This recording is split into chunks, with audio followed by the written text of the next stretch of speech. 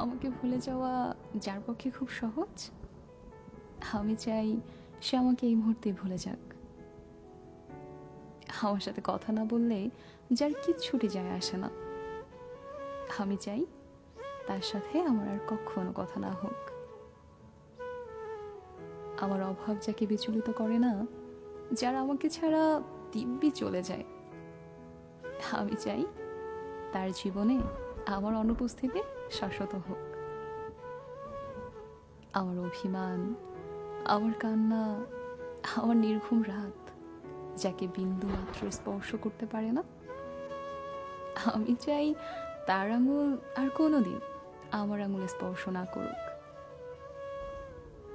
তাতে আমি কষ্ট পেলে পাই, ভেঙে গেলে যাই, একলা হলে হই।